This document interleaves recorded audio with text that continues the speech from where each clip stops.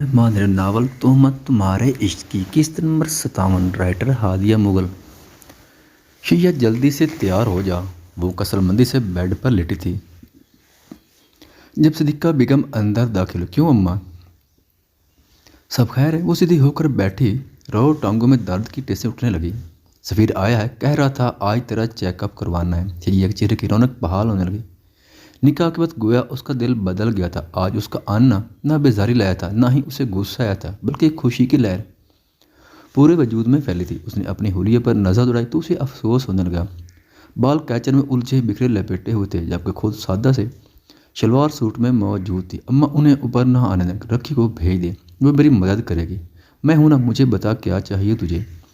और फिर जरी से मिलने गया है। जरी भाभी से? शिजा चौंकी थी। घबरा नहीं, जैन भी हुई है और सफ़ीर जरी विशां का फुफू साथ पाई है। क्या? उसकी आंखें हैरत से फैली। वो शायद इस हकीकत से ना आशना ही थी, या फिर कभी उसने गौर नहीं किया था। हाँ, अब देर न कर। ऐसा कर, सफ़ीर के पसंदीदा रंग को पहनना। निकाह के बाद तुम दोनों साथ जा रहे हो तो अच्छा सा तैयार होकर जाना। जैन ने सफ़ीर और शैया के निकाह के बारे में बता दिया था। हादसे की वजह से सिद्दीक़ा बेगम और मखदूम चौधरी ने कोई मज़ाहमत नहीं की थी और सिद्दीक़ा बेगम मुतमैन भी हो चुकी थी। अम्मा, मेरा ब्लैक सूट निकाल दो, मैं फ़्रेश होकर आती हूँ। वो धीमे कदम लेती वॉशरूम की जाने बढ़ी। दिल अलग ही लय पर धड़क रहा था। सिद्दीक़ा बेगम दिल ही दिल में अपनी बेटी की नज़र उतारे उसके वार्डरोब की तरफ आई। उसका स्याह शलवार सूट निकालकर बेड पर रखा और एक शाल भी निकाल दी। ज्वेलरी बॉक्स से उन्होंने नॉर्मल साइज एयर रिंग्स निकालकर ड्रेसर पर रख दिए थे। वो दूल्हे चेहरे के साथ बाहर आई तो माँ को देखा।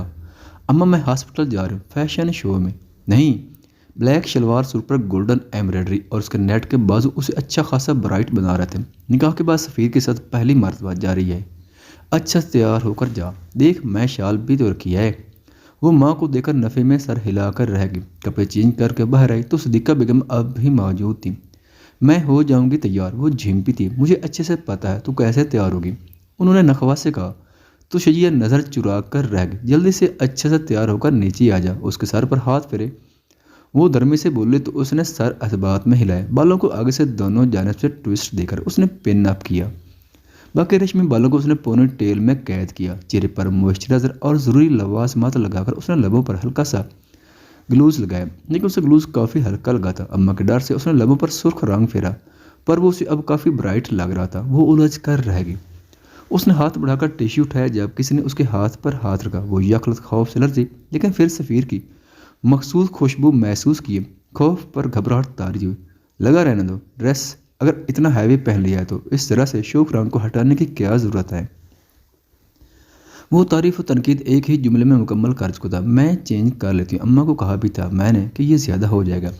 वो लब बाहर निकाले बोले तो सफ़ीर का इसका अंदाज बेकरार कर गया था। एक तो वो खूबसूरत थी, दूसरा सफ़ीर की जान थी, तीसरा उसका अंदाज सफ़ीर को हर बार उसका मजीद दीवाना बना देता था। हाँ कर लो चेंज, हम हॉस्पिटल ही तो जा रहे हैं। वो पीछे हुए लापरवाही से बोला। शजिया फौरी सिंगार में से खड़ी हुई। आप नीचे जाए, मैं चेंज करके आती हूँ, ये लिपस्टिक भी साफ़ कर देती हूँ। आज न जाने क्यों वो हसास हो रही थी। शायद सफ़ीर को वो हर हाल में अच्छा लगना चाहती थी कि उसकी तारीफ किए बिना रह ना पाए। वो वार्डरोब की जाने मुड़ी जब सफ़ीर ने उसकी कलाई पकड़कर उसे अपने जानिब खींचा। शजिया सीधा उसके सीने से आ लगी। उसने सूरत से उसके कमर के गिर्द बाजू हैल किया कि कहीं वो फासले पर ना हो जाए। क्या हो गया सफ़ीर, छोड़ें। अब कैसे फासले मिसेस सफ़ीर के, अब तो तुम्हें अपना नाम करवा चुका हूँ, वो गंभीरता से बोला। जबकि शजिया की समात में वो नाम मिठास घोल गया, लेकिन उसका यूं करीब करना शजिया को एहसास दिला गया था। पहले तो एक बेनाम सा ताल्लुक उस बेबाक शख्स को रोके रखता था। अब जब नाम मिला था तो उस शख्स पर हाथ बांधना मुश्किल ही नहीं, नामुमकिन था। उसने घनी पलकें उठाकर सफ़ीर को देखा, जिसकी सफ़ेद रंगत वाला चेहरा आज ज़्यादा ही रोशन था और चेहरे पर फैले बेबाक तासुरात शैया को अभी से हलकान कर गए थे। आप शायद नाराज़ थे। शैया को अचानक याद आया क्योंकि काफ़ी दिन से उसने मैसेज या कॉल नहीं किया था और यही चीज़ शैया को उसके नाराज़गी का पता दे रही थी। निकाह किया हुआ था। शैया का दिल दिमाग सब बदल गया था। हाँ, नाराज़ तो आप भी हो और वो तुम ही हो, दूर करोगी और वो तुम ही दूर करोगी। मैं कैसे? शजिया घबराई थी। ये तो तुम बेहतर जानती हो। फिलहाल मैं अपनी बीवी शजिया सफ़ीर खान के पास आया हूँ। शजिया चौधरी से सुलह बाद में करूँगा, अगर वो मुझे मना लेगी तो। उसने होंठ गोल के जुमला अधूरा छोड़ा। اچھا پہلے چھوڑیں تو صحیح، پھر میں آپ کو منا لوں گی، وہ کس مسائل۔ ہاں ایسے نہیں شیعہ سفیر، اتنی آسانی سے نہیں۔ اتنے سالوں کی بےرخی، اتنے سالوں کی کم میگی کا بدلہ اتنی آسانی سے تم نہیں چکا سکتی۔ شیعہ کا دل بری طرح لرزا۔ ٹھیک ہے تو کا ٹھیک ہی تو کہہ رہا تھا، اس نے کب سیدھے منہ اس سے بات کی تھی، ہمیشہ وہی تو اس کی جانب بڑھاتا۔ سفیر، وہ لب تر کیے بولے، لیکن سفیر نے اس کے لبوں پر انگشت رکھ دی۔ فی الحال کوئی صفائی نہیں، کوئی وضاحت نہیں۔ اس کی بھاری میں کئی جذبات پہنا تھے۔ شیعہ کے گال دہنے لگے، اس نے ہاتھ بڑھا کر کان میں پہنے چوکور ٹاپس کو چھوا، گویا تصدیق کیوں کہ موجود ہے یا نہیں۔ میں یہ جدا نہیں کروں گی، وہ فوری بولے تو سفیر چونکا۔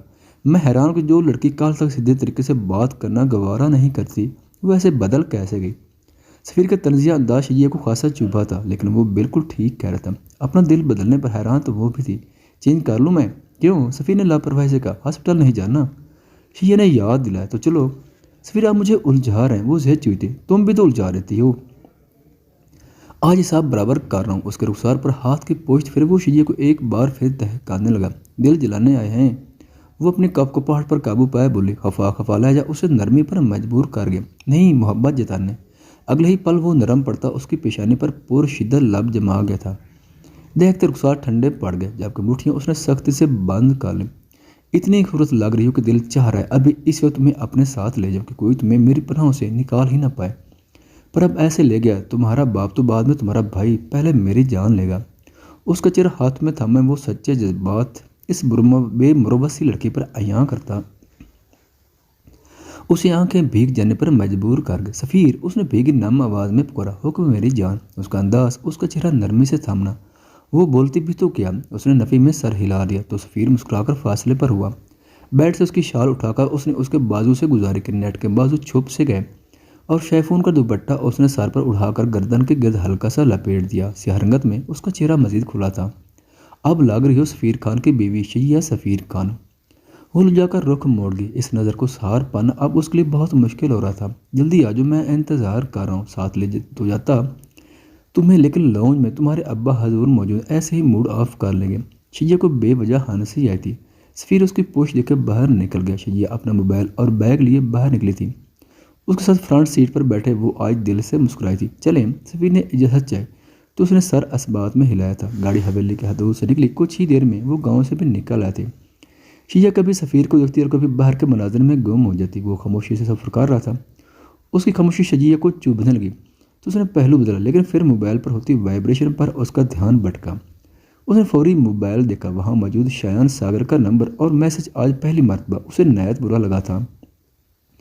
اس نے سختی سے دانت پر دانت جما لی۔ بنا پڑھے اس نے میسج ڈیلیٹ کیا اور اپنے دماغ میں پنپتے خیالات کو عملی طور پر سفیر کے سامنے پیش کرنے کے لیے اس کی جانب مڑی۔ سفیر، مجھے نیو فون لینا ہے، اس نے سامنے دیکھتے کہا۔ سفیر نے اچانک بریک لگائی تھی۔ اس کی خواہش غیر متوقع تھی۔ اور یہ جو ہاتھ میں پکڑا ہے اسے کیا مسئلہ ہے؟ لاسٹ ٹائم بھی یہ میں نے ہی بھیجا تھا اور اسے ابھی اتنی دیر بھی نہیں ہوئی۔ آپ مجھے ایک فون نہیں لے کر دے سکتے؟ وہ روان سی ہوئی تھی۔ لے کر دے سکتے، لیکن جب تمہارا فون بالکل ٹھیک ہے تو پھر کیوں ضد کر رہی ہے؟ فون خراب ہو گیا سفیر، وہ معصومیت سے بولی۔ شیعہ، کیا میں پاگل ہوں؟ وہ چڑھ کر بولا تو اس نے لب دانتوں تلے دبا کر شرارت سے اسبات میں سر ہلایا اور اگلے ہی پل ونڈو سے فون زور سے روڈ پر پھینکا۔ سفیر کو گویا جھٹکا لگا تھا۔ پاگل لڑکی، یہ کیا کیا؟ وہ صدمے سے بولا۔ سفیر موبائل باہر گر گیا۔ وہ اب بھی معصوم بنی تھی۔ ایک لگاؤں گا؟ اس نے ہاتھ بلند کیا جبکہ شیعہ دہل کر دور ہوئی اور اپنا چہرہ ڈھانپ لیا۔ اس میں تمہاری تصاویر اور ڈیٹا موجود تھا۔ سفیر کو موبائل کا غم نہیں تھا، اس کی حرکت پر افسوس ہوا تھا۔ آپ کے پاس میری کافی تصاویریں، آپ پہلے مجھے فون لے دیں پھر سینڈ کر دینا، اور اپنی بھی ڈھیر ساری تصویریں۔ وہ مزے سے بولے، گویا فرق ہی نہ پڑا ہو۔ تم نے موبائل کیوں پھینکا؟ سفیر نے ابرو چکایا۔ پسند نہیں تھا مجھے، اس نے نظر چرا کر نخوت سے کہا تو سفیر لب بھنچے دروازہ کھول کر نیچے اترا تاکہ موبائل اٹھا سکے۔ اس میں شیعہ کی ضروری پکس تھی۔ سفیر رکیں، وہ سفیر کو روکنا چاہتی تھی، پر سفیر موبائل اٹھا کر دیکھ رہا تھا۔ شیعہ کا دل کانپ اٹھا تھا۔ جیسے جیسے سفیر موبائل دیکھ رہا تھا، شیعہ کا ڈر و خوف بڑھ رہا تھا۔ سفیر اس کی جانب آئی تو اس نے اپنی شال مٹھیوں میں دبوچ لی اور دل ہی دل میں ورد کرنے لگی۔ بہت بری حرکت کی ہے تم نے، مجھے ویسے ہی کہہ رہی تھی کہ تمہیں نیو موبائل چاہیے، میں لے لیتا، لیکن اسے توڑنے کی کیا ضرورت تھی؟ اس میں میری اور تمہاری اتنی یادیں تھیں۔ اس نے ٹوٹی اسکرین والا موبائل سامنے کیا تو شیعہ کی جان میں جان ہے۔ آپ کو کہا تھا کہ مجھے نیو موبائل لینا، لیکن آپ سوال جواب کرنے لگے۔ اب آپ کی نئی نویلی بیوی آپ سے فرمائش بھی نہیں کر سکتی۔ اگلے ہی پل وہ معصومیت کی اعلیٰ مثال بنے، نادیدہ آنسو صاف کیے بولے، جبکہ سفیر اس کی ڈرامے بازی پر حیران ہوا۔ مسز سفیر خان، آپ کی طبیعت ٹھیک ہے؟ سفیر نے آگے بڑھ کر اس کے ماتھے کو چھوا اور پھر گال پر ہاتھ رکھے۔ میں ٹھیک ہوں، مجھے کیا ہونا ہے؟ وہ شانے اچکائے بولی، ایسا لگ رہا ہے میری بیوی کے دماغ کا کوئی سکرو ڈھیلا ہو گیا تھا، بھی ایسے پاگلوں والی حرکت کر رہی۔ سفیر وہ دانت پیس سے چیخی، جبکہ سفیر مسکرایا تھا۔ اس کی مسکان دیکھتی شجیہ کو غصہ آیا تھا۔ سچ سچ بتاؤ، کیوں پھینکا موبائل؟ تم کبھی ایسی حرکتیں نہیں کرتی۔ اس کا بازو پکڑ کر پاس کھینچے وہ سنجیدگی سے بولا۔ شجیہ نے اس کے سینے پر ہاتھ رکھا تاکہ فاصلہ قائم ہو سکے۔ آپ گھر جا کر پوچھ لیں، ابھی ہم روڈ پر ہیں۔ شجیہ نے نظر چرائی، مجھے ابھی جاننا ہے۔ وہ بزہد ہوا تھا۔ شجیہ نے اسے دیکھا اور پھر گہرا سانس لیا، گویا خود کو تیار کر رہی ہے۔ سفیر کی ناراضگی کی، اس فون میں کچھ ایسے میسج اور کچھ ایسی چیزیں جو آپ اگر دیکھ لیتے تو آپ کو ناگوار گزرتا اور شاید آپ کو مجھ سے نفرت ہو جاتی اور ہمارا رشتہ بھی خراب ہو جاتا، لیکن میں نہیں چاہتی کہ اس خوبصورت بندھن میں بندھنے کے لیے ہم دونوں کے درمیان ذرا سی بھی نفرت یا ناراضگی ہو۔ سچ کہوں تو یہ نکاح میرا دل بدل گیا ہے۔ چند ہی دنوں میں کیا کایا پلٹ ہوئی ہے میں نہیں جانتی، لیکن آپ کا میسج نہ آپ کا مجھے کال نہ کر مجھے بے چین کر گیا تھا، اور آج آپ کا یوں آنا میری خوشی کی حد تھی۔ تو یعنی تمہیں اس الجھے بکھرے گنوار سے سفیر خان سے محبت ہو گئی ہے؟ سفیر نے شجیہ کو مزید اپنی جانب کھینچا اور اس کے کمر کے گرد بازو ہیل کیا۔ سفیر چھوڑیں، وہ جو اس سے توقع کیے بیٹھی تھی کہ وہ غصہ کرے گا، متجسس ہو جائے گا کہ شجیہ نے ایسا کیوں کیا، کیونکہ اس نے سوال بھی وہ کیا تھا جو اس کے مطلب کا تھا۔ پہلے جواب دو پھر چھوڑوں گا۔ سفیر کا لہجہ بھاری ہونے لگا جب کہ شجیہ اپنی کیفیت سمجھ نہیں پا رہی تھی۔ جواب نہیں ہے میرے پاس۔ اگر یہی محبت ہے کہ آپ کا پاس آنا آپ کا خیال ہے تو میرا مسکرا دینا، تو سمجھ لیں مجھے آپ سے نکاح والے دن ہی سے محبت ہو چکی ہے۔ سفیر کے دل سے گویا ایک بہت بڑا بوجھ سرکا تھا، اس کی دعائیں شاید قبولیت کا درجہ پا گئی تھیں۔ شجیہ چودھری اس سے محبت کرنے لگی۔ اس کی تمنا اس نے بہت پہلے کی تھی اور آج وہ تمنا وہ دعا قبول ہو چکی تھی۔ تم نے جو کیا اچھا کیا، لیکن مجھے افسوس ہے کہ میں پہلے تم سے نکاح کر لیتا کہ میری بیوی کو تھوڑی عقل آ جاتی۔ اس کے پھولے گالوں کو نظر کے حصار میں لیے وہ شجیہ کا منہ پھلانے کا موجب بنا۔ بہت برے ہیں آپ، میں پہلے سے سمجھدار تھی۔ اس کے سینے پر ہاتھ مارتی وہ سیدھی ہونے لگی، لیکن سفیر گستاخی کر چکا تھا۔ اگلے ہی لمحے وہ سرخ پڑتے چہرے سے دور ہوئی اور بلا وجہ شال درست کرنے لگی، جبکہ گال الگ کندھاری ہو گئے تھے۔ وہ اپنی انگلیاں چٹکاتی نظر ہی نہ اٹھا پائی تھی، جبکہ سفیر سیٹی کی دھن بجاتا گاڑی سٹارٹ کر چکا تھا۔ موبائل لینا ہے یا نہیں؟ اس کے کپ کپاتے ہاتھوں پر اپنا ہاتھ رکھے وہ دوبارہ اس کی جانب جھکا اور دل فریبی سے بولا، نہیں چاہیے مجھے۔ اس نے سفیر کا ہاتھ جھٹکا۔ ابھی تو اتنی محبت کی باتیں ہوئی تھیں، اب کیا ہوا؟ وہ لب دبایا شرارت پر آمادہ ہوا، گویا اپنی حرکت کا ذرا سا بھی احساس نہ ہو۔ سفیر، شجیہ چیڑ کر بولے، لیکن سفیر کی نظر اب بھی اس کے پھولے گالوں پر تھی جس کی توجہ بھٹکا رہے تھے۔ شجیہ نے دہل کر اپنے گالوں پر ہاتھ رکھا، کہیں وہ دوبارہ نہ چھو لے۔ میری نگاہ اس مرتبہ کہیں اور ہے۔ اس کا جذبات سے بوجھل لہجہ، بھٹکی نگاہ اور تنہائی کا احساس شجیہ کو رونا آنے لگا۔ اچھا رونا مت، کچھ نہیں کر رہا، میں تانگ کر رہا تھا۔ اس کی روحان سی صورت دیکھے وہ بمشکل اپنے جذبات کنٹرول کر پایا تھا۔ شجیہ نے سانس بال کیا اور سفیر کو دیکھا جس کی نرم گرم نگاہیں، اس کا چوڑا وجود شجیہ کو اپنی مضبوط پناہ گاہ لگی۔ اس نے ڈیش بورڈ پر پڑے اپنے موبائل کو دیکھا، اس میں موجود سم بھی وہ توڑ دینے کا ارادہ کر چکی تھی تاکہ وہ شخص جو اب اس کا کچھ نہیں لگتا تھا دوبارہ اس کو ان بھٹکے راہ میں کھینچ نہ لے جو طرح سے اسے گمراہ کی جانب لے جاتی، اور نہ وہ سفیر کو اپنا وہ سیاہ چہرہ دکھانا چاہتی۔ وہ اس رشتے کو مخلص طریقے سے نبھانے کا عہد اپنا نکاح والے دن ہی کر چکی تھی، پھر وعدہ خلافی کر کے وہ کیوں کر اپنا اور سفیر کا رشتہ خراب کرتی۔ وہی دوسری جانب سفیر خان مطمئن ہو چکا تھا، شجیہ اگر ہر اپنی ناگوارید کو بلا کر اس کی جانب آئی تھی تو وہ بھی ناشکرہ بن کر اس کا ہاتھ نہیں جھٹک سکتا تھا۔ نادانیت تو ہر شخص کرتا ہے، شجیہ چودھری نے بھی کی تھی، لیکن وہ اس لڑکی خاطر اس کی ہر نادانی کو آرام سے معاف کر سکتا تھا۔ شجیہ نے سفیر کے سٹیئرنگ پر ہر کے ہاتھ پر اپنا ہاتھ رکھ دیا۔ اب کیا چاہیے؟ وہ اس کی جانب مڑا۔ ڈیٹ پر جانا ہے مجھے آپ کے ساتھ، وہ لب دبا کر بولتے سفیر کو آنکھیں پھیلانے پر مجبور کر گئی تھی۔ تم ایکسیڈنٹ کرواؤ گی؟ اس نے شجیہ کا مخملی ملائم ہاتھ لبوں سے لگایا۔ ساتھ مر جانے میں مجھے کوئی افسوس نہیں ہوگا۔ اس کا غیر متوقع جواب سفیر کو احساس دلا گیا تھا کہ وہ سچ میں کیپٹن سفیر خان کی بیوی ہے، جو شاید خطروں سے نہیں ڈرتی، خطرناک لڑکی۔ سفیر نفے میں سر ہلا کر رہ گیا۔ اس نے سفیر کے بازو کے گرد اپنا ہاتھ لپیٹا اور سر بھی بازو اور کندھے پر ٹکا دیا۔ سفیر کے دل کو قرار آنے لگا، اس کی کسی بھی فرمائش کو وہ رد نہیں کرنا چاہتا تھا۔ ویلکم بیک آریان، نئی زندگی مبارک ہو۔ ڈاکٹر اس کا چیک اپ کر کے جا چکے تھے۔ ہوش تو اسے کافی دن سے آگے، پر ابھی اس کے دماغ پر زیادہ زور ڈالنا ٹھیک نہیں تھا، اس لیے یزدان بھی آج اس سے ملنے آیا تھا۔ وہ بیڈ پر بیٹھا تھا جب یزدان اندر داخل ہوا۔ اس نے خالی نگاہ سے اسے دیکھا اور لبوں نے بے سخت اس لڑکی کا نام پکارا، گویا انتظار میں ہو کہ اس لڑکی کے بارے میں جان سکے۔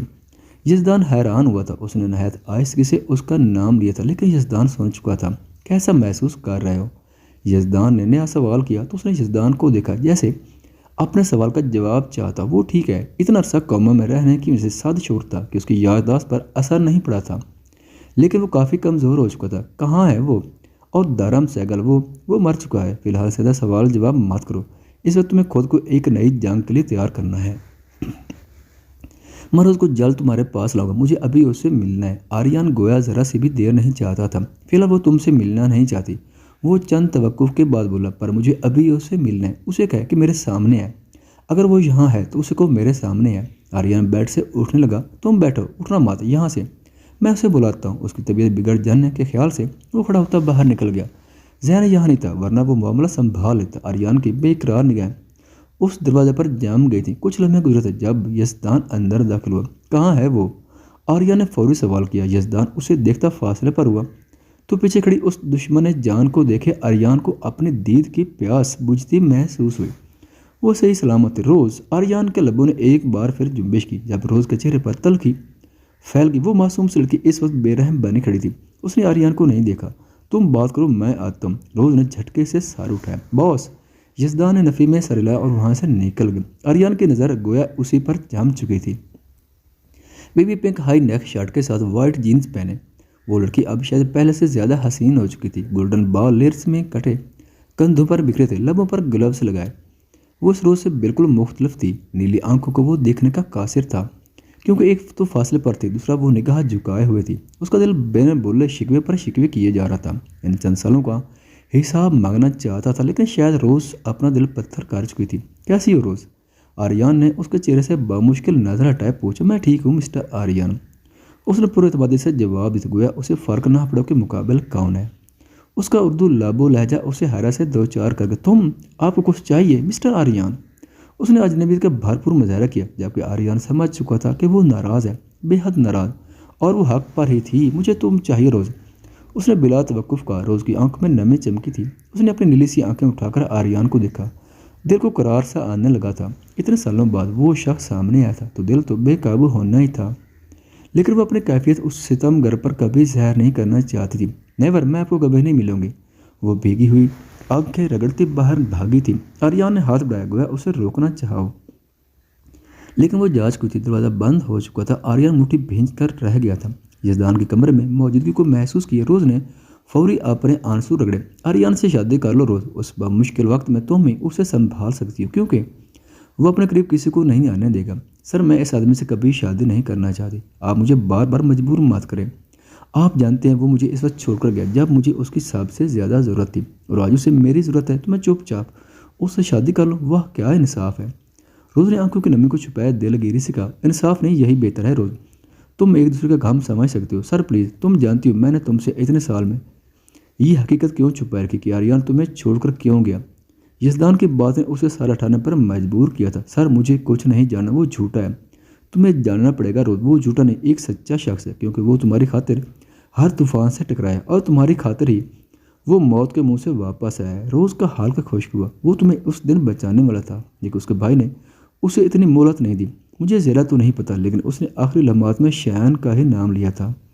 شایان ساگر، آریان ساگر کا چھوٹا بھائی، لیکن اس کے کارنامے بہت بڑے ہیں۔ تم دارم ساگر کے رہائش سے نکلی تھی تو وجہ آریان ہی تھا، کیونکہ تمہارے بارے میں کسی کو اتنا پتہ ہی نہیں تھا۔ جانتی ہو کیوں؟ کیونکہ وہ تمہیں کسی کے ہاتھوں برباد ہوتے نہیں دیکھ سکتا تھا۔ اس نے تم پر آئی ہر مصیبت اپنے اوپر سہی۔ میجر ذہن کے ہاتھوں میں سانسوں سے ہارتے ہوئے اس نے تمہاری حفاظت مانگی تھی۔ اسے اللہ کے بعد اگر کسی پر یقین تھا تو میجر ذہن پر تھا، کیونکہ میجر ذہن نے ہر معاملے میں اس کی مدد کی تھی۔ باس، وجہ چاہے جو بھی ہو، اب میں اپنی اس زندگی سے مطمئن اور بہت خوش ہوں۔ روز تم اپنے باس کو انکار کر رہی، میں آپ کو کبھی انکار نہیں کر سکتی، پر آپ مجھے مجبور کر رہے ہیں، اس نے فوری کہا۔ تو یزدان نے بھوری آنکھوں میں خفگی لیے اسے دیکھا۔ مجھ سے بات مت کرنا، اور ٹھیک ہے، میں تم پر ویسے بھی کوئی حق نہیں رکھتا، تو تم کس حق سے میری بات مانو گی؟ یزدان سنجیدگی سے کہتا باہر نکل گیا، جبکہ روز کا دل بے چین ہوا تھا۔ اسے آریان ساگر پر شدید طیش آیا تھا۔ وہ کمرے میں آیا تو طبیعت آرام کر رہی تھی۔ کافی دن ہو چکے تھے، لیکن واج کا کچھ پتہ نہیں تھا۔ اسے طیش بھی آ رہا تھا، لیکن وہ ذہن کی وجہ سے کوئی قدم نہیں اٹھانا چاہتا تھا، اور یہ بھی احساس تھا کہ واج سلطان کی جاب دوبارہ سیٹ ہوئی ہے۔ وہ اس وقت رانا شکر کے کیس میں الجھا ہوا تھا، جس وجہ سے وہ اسے تانگ نہیں کرنا چاہتا تھا، کیونکہ رانا شکر اس کا کافی نقصان کر چکا تھا۔ وہ بھی یہی چاہتا تھا کہ رانا شکر کو واج سزا دلوائے۔ تعبیر کی طبیعت اسے کافی بوجھل لگ رہی تھی، وہ احساس نہیں دلا رہی تھی، لیکن یزدان کو ویسا محسوس ہو رہا تھا۔ اسی کے خیال سے وہ فی الحال شایان ساگر سے بھی نہیں ملا تھا، کیونکہ ذہن بھی زہری کی وجہ سے گاؤں ہی تھا، اور کچھ وہ حویلی میں ہوئے حملے کے متعلق تفتیش میں مصروف تھا۔ آریان کا معاملہ تبھی ایک جانب تھا، لیکن یزدان دل سے چاہتا تھا کہ روز اور آریان کو وہ ایک بندھن میں باندھ دے، کیونکہ آریان کو اس وقت صرف روز ہی سنبھال سکتی تھی۔ وہ سر جھٹکا اس کے پاس آیا۔ تعبیر وہ قریب بیٹھا تو تعبیر نے بوجھل آنکھیں کھولی۔ اس کی تیز خوشبو ہی اسے نیند کی وادیوں سے کھینچ لائی تھی۔ وہ اس کی جانب مڑتے ایک بار پھر آنکھیں موند گئی۔ کیا ہوا ہے؟ کل سے آپ کافی مرجھائی ہوئی ہیں۔ میں لڑکا تعبیر کو بہت میس کر رہا ہوں۔ اس نے تعبیر کے گھنے بالوں میں انگلیاں چلائی تو تعبیر کو سکون آنے لگا۔ پتہ نہیں، بس دل کر میں سوتی رہوں، بہت نیند آ رہی ہے، وہ بھاری ہوتی آواز سے بولی تو یزدان اس کے قریب نیم دراز ہو گیا، اس کا سر اٹھا کر سینے پر رکھے۔ وہ تعبیر کو اپنے حصار میں لے چکا تھا۔